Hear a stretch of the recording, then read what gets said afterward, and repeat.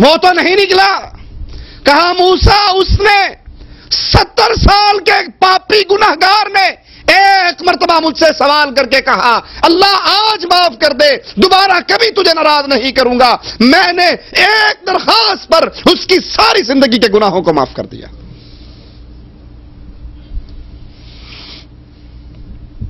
یہ اللہ ہے، یہ رب ہے، یہ رحمان ہے، یہ رحیم ہے، یہ محبت کرنے والا ہے. رسول اللہ صلی اللہ علیہ وسلم فرماتے ہیں جب رات کا آخری پہر اللہ عز و جل آسمان دنیا پہ نزول کرتا ہے جیسے اس کی شان کو لائق ہے، اپنی باہوں کو کھول کر کہتا ہے اے دن کے اندر معافی گناہ کرنے والے، رات کے اندھیرے میں ایک مرتبہ معافی کا سوال کر تیرے گناہوں کو معاف کر دوں گا. اے دن کے اندر جب دن چڑھتا ہے مالک پھر باہیں کھولتا ہے، اے رات کے اندھیرے میں گناہ کرنے والے، دن کے اندر ایک مرتبہ تو سوال کر دے تیری ساری رات کے گناہوں کو معاف کر دوں گا. وہ اتنی بے پرواہ ذات ہے، وہ اتنی محبت کرنے والی ذات ہے.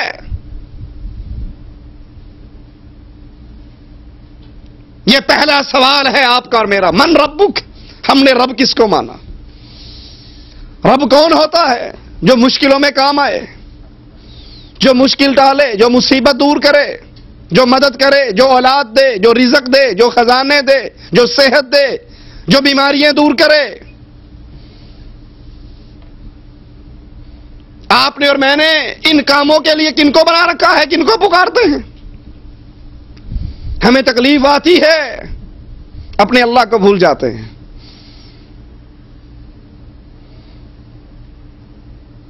ابو جہل کا بیٹا اکرمہ رسول اللہ صلی اللہ علیہ وسلم کے پاس آیا، صحیح مسلم میں روایت ہے. کہتا اللہ کے نبی علیہ الصلوۃ والسلام ہم یمن کی طرف بھاگے، کشتی میں سوار تھے، ہماری کشتی بھنور میں پھنس گئی. ہم نے اپنے اپنے بتوں کو تو اٹھایا ہوا تھا، کوئی لات تھا، منات تھا، عزا تھا، یعوق تھا، نصر تھا، سارے ہمارے ساتھ تھے.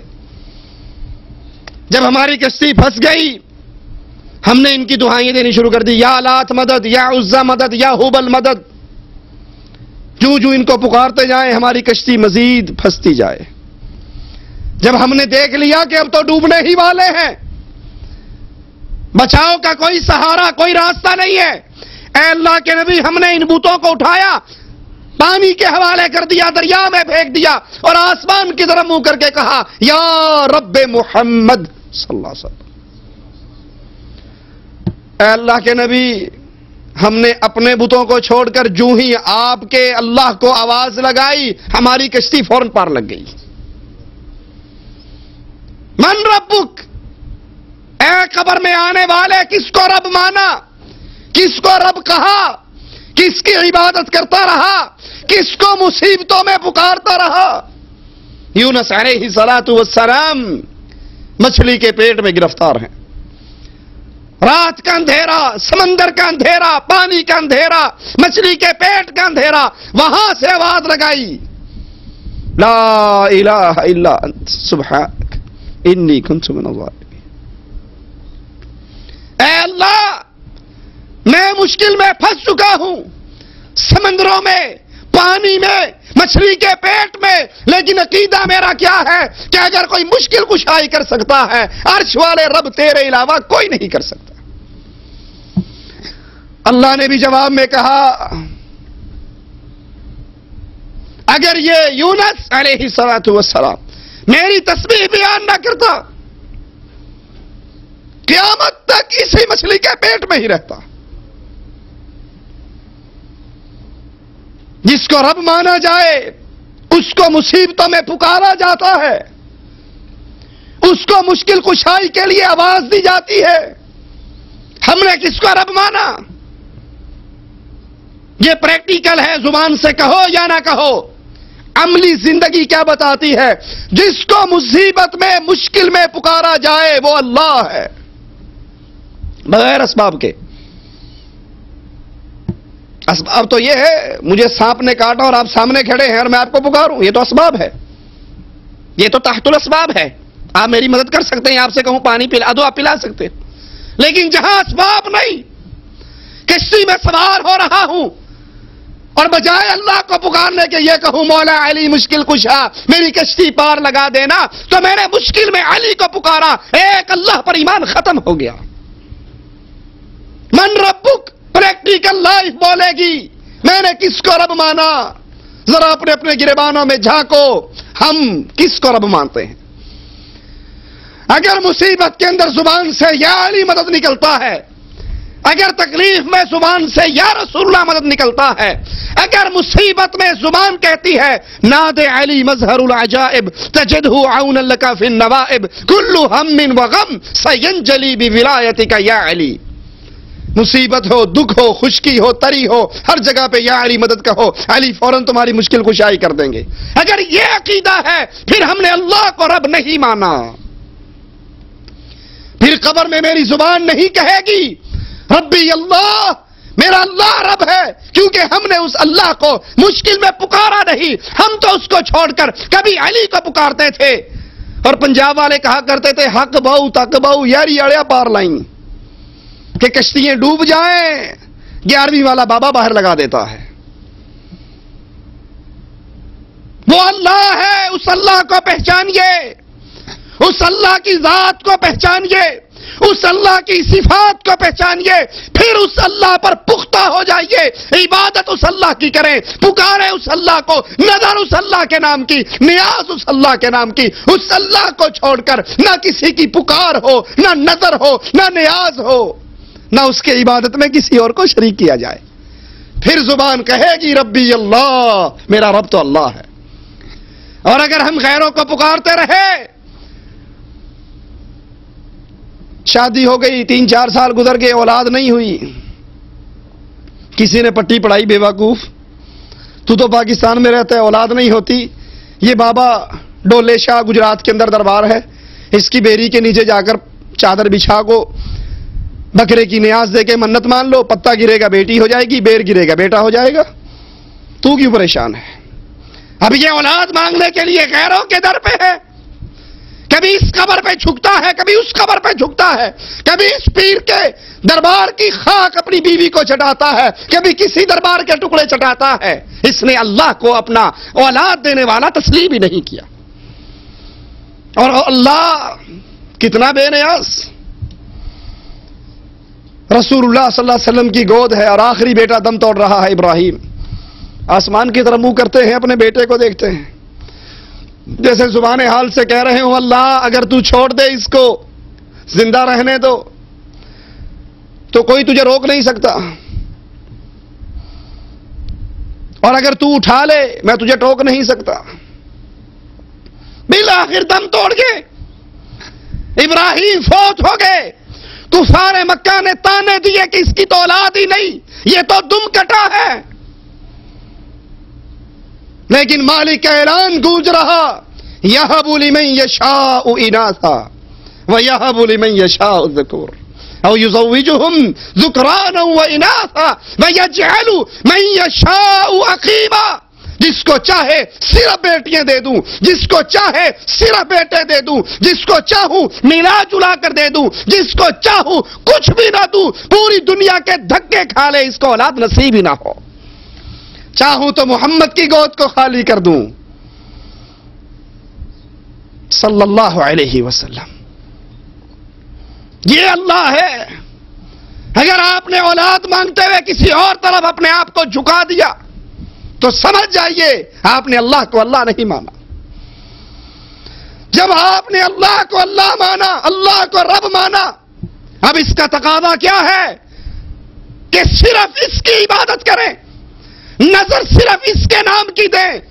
آپ کی دکان پر آئے گا اور کہے گا نظر اللہ نیاز حسین، اگر آپ نے 1 روپیہ اٹھا کے اس کے کشکول میں ڈال دیا آپ کی ساری عمر کی نیکیاں برباد ہو گئی۔ کیوں؟ یہ مال خرچ کرنا، مال کی عبادت کس کے لیے؟ اللہ کے لیے۔ جب آپ نے حسین کے نام پہ یہ روپے خرچ کیے آپ نے اللہ کی عبادت میں غیر اللہ کو شریک کر دیا۔ قبر میں نہیں زبان کہہ سکے گی ربی اللہ، میرا رب اللہ ہے، وہاں پھر یہی نکلے گا ہاں ہاں لا ادری قلت کما یقول الناس، مجھے تو پتہ ہی نہیں۔ لوگ کہتے تھے یہ مشکل کشا ہے، میں کہتا تھا یہ مشکل کشا ہے۔ لوگ کہتے تھے خواجہ نہ دے گا تو پھر کون دے گا، میں کہتا تھا بالکل ٹھیک بات ہے، یہ خواجہ ہی غریب نواز ہے، یہی بندہ نواز ہے، یہی بندہ پرور ہے۔ اس اللہ کا تعارف اللہ کے لیے حاصل کر لیجئے، اس اللہ پر پکا اور پختہ ایمان لے آئیے، اگر چاہتے ہو یہ قبر جنت کا باغ بن جائے۔ دوسرا سوال اور بڑی توجہ کا سوال، جس نے یہ کہہ دیا ربی اللہ، فرشتہ پھر پوچھے گا من نبیک، تیرا نبی کون ہے، تیرا قائد کون ہے، تیرا امام اعظم کون تھا، تیرا قائد اعظم کون تھا، تیرا رہبر کون تھا، تیرا رہنما کون تھا، تیرا قدوہ کون تھا، تیرا آئیڈیل کون تھا، کس کو نبی مان کر آیا؟